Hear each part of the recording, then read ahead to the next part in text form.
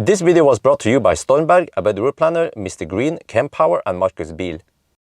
Yo, what's up? We're now in front of my house. Behind me here you see Kia EV6. It's getting ready now. So I've been charging it up. We're gonna do Geilo test. You guys on the drill here are the banana boxes. I wanted to start with 100%, but it's again not that important. It's not a range test. We are at 95.5%, close enough. Battery is at 22 degrees Celsius, which is actually an advantage. We're gonna scavenge on that heat. So the plan is to drive from Oslo to Geilo. That's 230 kilometers. We start late now, 10. You better hurry. Just wonder how much traffic we'll have. It's Sunday night. So we should be able to go there just fine. The car does not tell me how many percent I will arrive with. But okay, we will see then how this car will Colgate tomorrow. But okay, whatever, you guys know the drill. Let's just get ready, reset some stuff, I guess, yeah, and then off we go.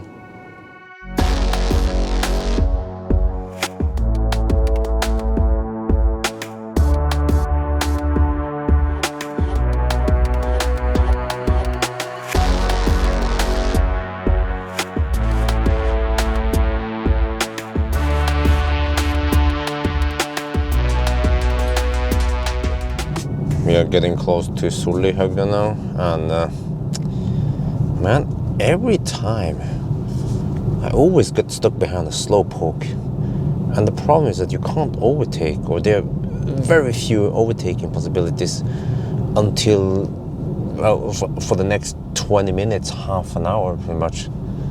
So I'll see if I can ninja this dude. I don't feel like getting stuck behind him or her for too long.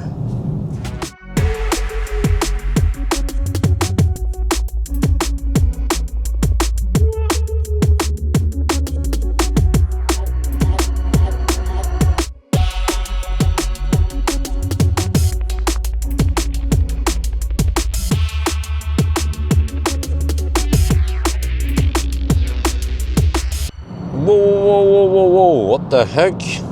We just entered a tunnel after Sokna, and then it just fogs like crazy here, see? Because the system is designed to automatically recirculate in the tunnels, but then what the heck does it do with the fog then? This is not good. Okay, let's see what happens once we go to the next tunnel, and also when we leave this tunnel. Okay, here we go. Oh, actually, yeah, okay, it's kind of clear, but it was a bit bad in the beginning.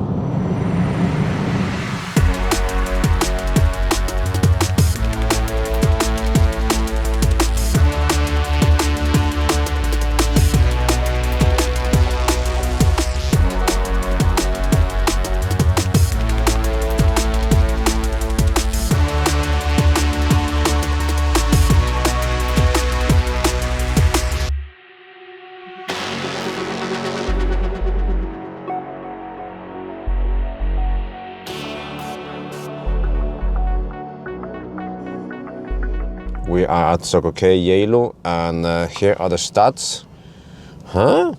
Fairly good consumption at 208 watt-hour per kilometer, right? It's still winter outside, and then you can see the temperature and the packing and everything. So you have 37% left. 3 degrees in the battery. Let's see how fast we can charge now.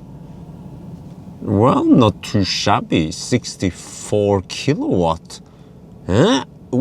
With 3 degrees in the pack. Wow.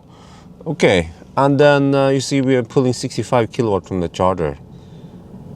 All right, I think we have seen enough. Now we unplug and go to the hotel. We are now at Dr. Horn's hotel. So, well, I have to say it's quite busy over here today. Lots of Tesla, Norwegians. Do we have Danes here? A few Danes. But this time, actually, all the charging spots are occupied. So you see, even if I wanted to charge, I couldn't do it anyway. But or if they were available, I wouldn't plug it in. That's the part of the test. So I parked down there somewhere. What's that sound? Okay, whatever. But here you still see Christmas decoration at the Dr. Holm's Hotel. Wait, what? They took away the Christmas light now. So okay, now I just let the battery chill down as usual, even though the battery is already quite cold. I think it's been scavenged, but then we check it out tomorrow morning then. Good morning, it's almost 10 now and the car has been sitting outside here through the night. It's only around 0 degrees Celsius here, so not too cold, but let's see now. So there hasn't been raining or anything, so we can just open the door, get inside the car. What I want to do now is just fire up the car, but not fire up the heater yet. And then we connect to the stats here and take a look. Hey, what? This always happens. Hey, mute. Mute. Okay. Oh, let's see. Oh, okay. Well, the temperature has barely gone down. Still, the charge is still the same. Other than that, yeah, okay. It's quite cold now in the battery pack. And now we're gonna test how fast it can heat up. So 1039. And I can show you also we have very easy accessible here. Ventilation and heater, and you cannot use seat ventilation and seat heater at the same time. I think it's only Mercedes that has that feature. And then we have steering wheel heater, just one setting there, but 3 settings on this one. So let's just let me just start heating up the seats. Here's on that side, we're gonna check it out. So now we have to check to see if the heat comes out or not. We have to wait a little bit. Well, at least the steering wheel is heating up now. But let me see.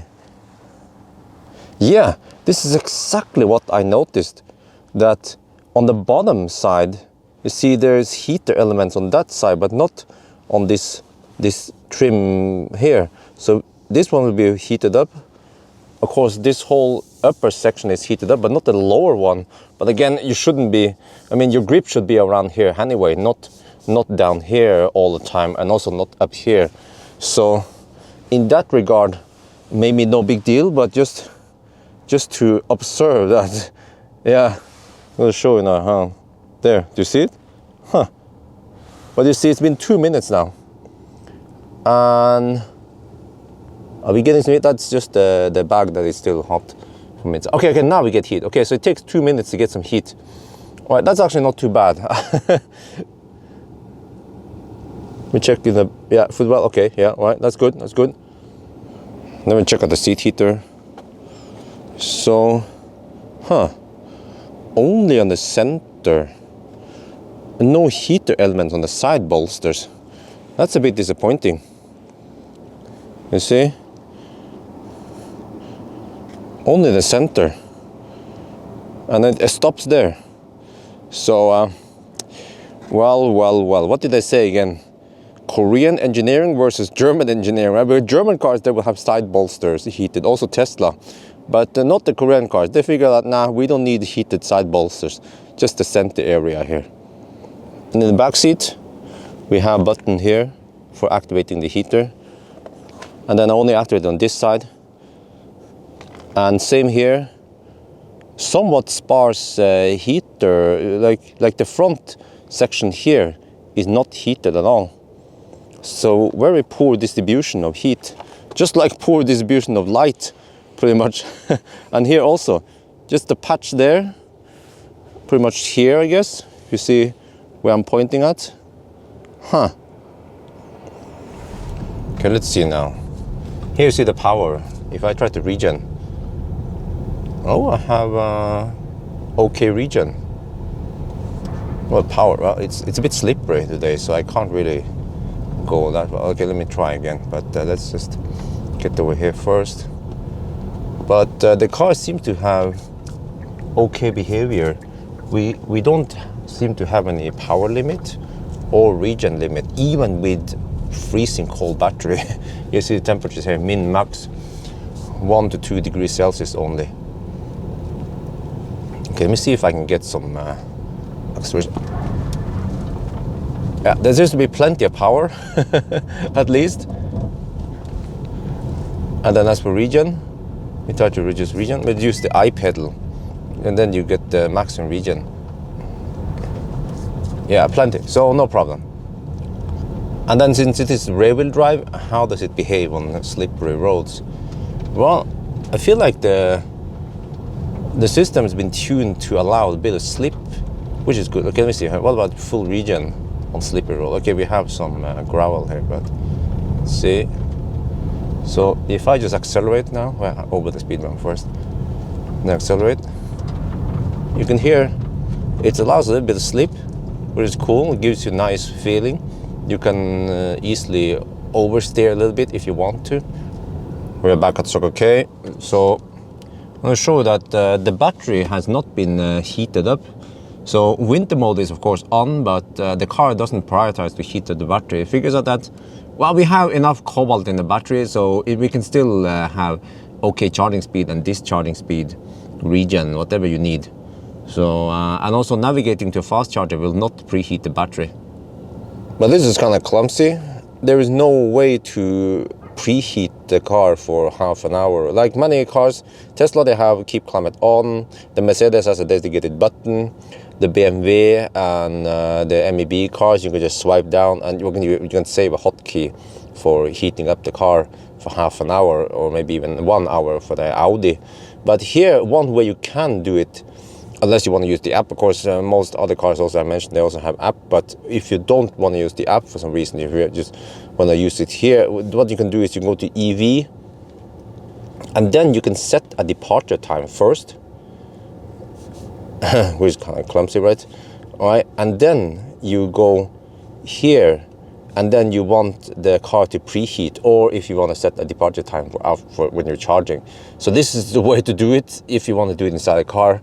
So there should be a button somewhere, just like the other cars, you can enable the auxiliary heater. The charge port is on the rear, very like back side here, and there's a button inside to open the charge port. There's no button on the key fob to open the charge port.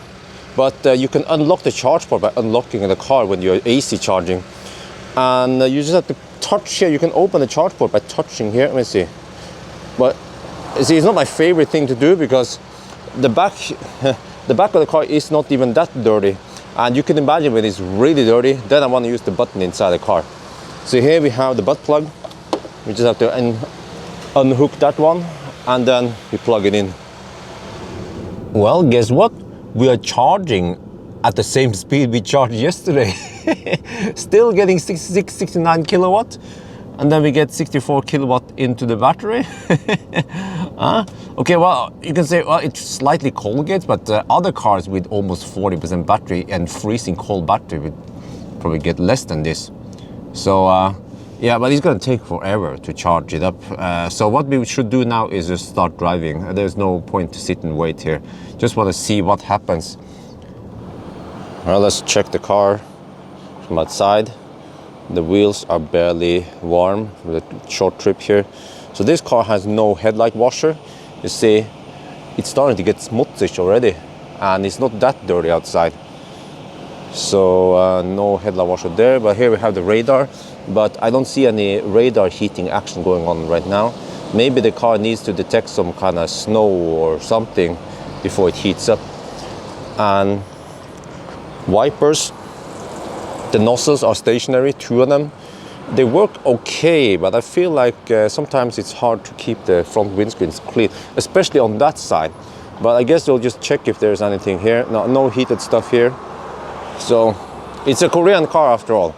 Not a Swedish car, not a German car.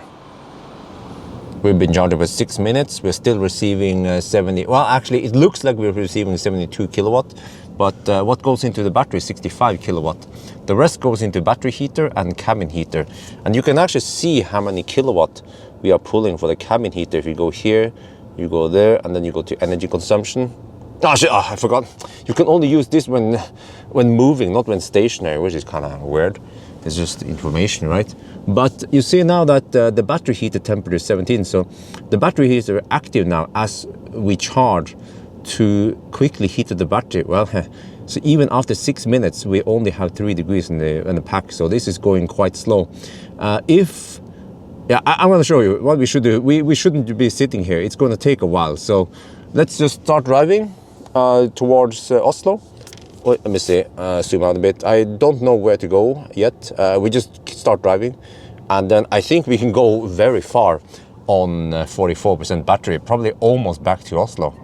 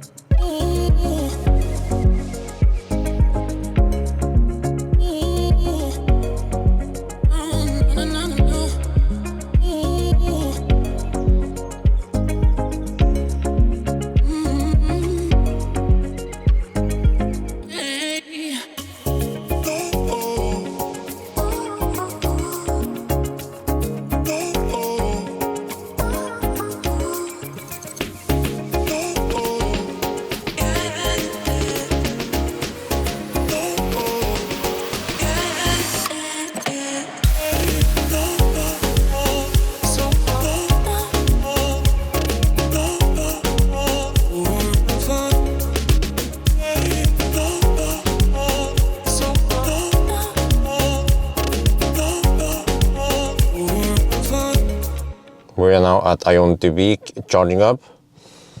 So we're getting, what can you see that? 73 kilowatt from the charger. Okay, let's see here. Yeah, 68 into the battery. The battery is 9 degrees Celsius. But I'm gonna show you. I shouldn't be complaining, right? So I have low battery and everything, but I'm only getting 73 kilowatt. Well, look at this Ioniq 5. 40 kilowatt, yeah, why not? 40 kilowatt at 58%. So, and then what about this e-tron GT? Well, this one is better. 124 kilowatt. So the e-tron GT should be charging at 200 kilowatt right now. The Ioniq 5 should have been charging at 200. Now maybe at this point, at least 150 kilowatt, but it's getting 40 kilowatt.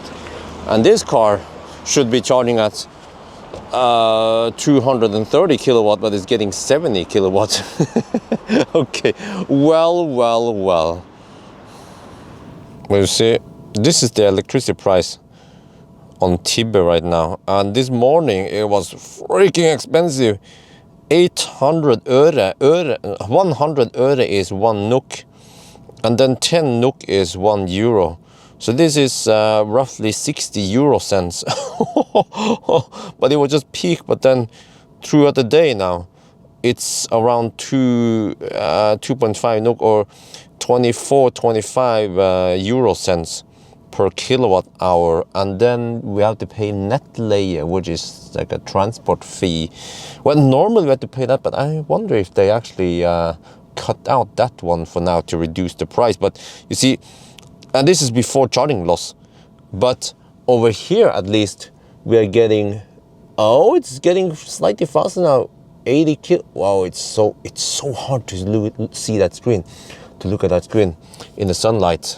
But yeah, so at least here for Kia and Ioniq, and actually many other cars like the Porsche over there, you have to, you get away with around 1.6, I think your Kia was 1.65 NOK per kilowatt hour. So, and that is after the charging loss. So, for all the charge point operators, for DC charging, you pay the kilowatt hour after the conversion to DC, after the charging loss. But of course you have some losses inside the car, but you also have that in the home charging. So which means that charging at Ioniq nowadays is actually cheaper than charging at home. So you want to fill up the tank while we're here then. And look at that consumption.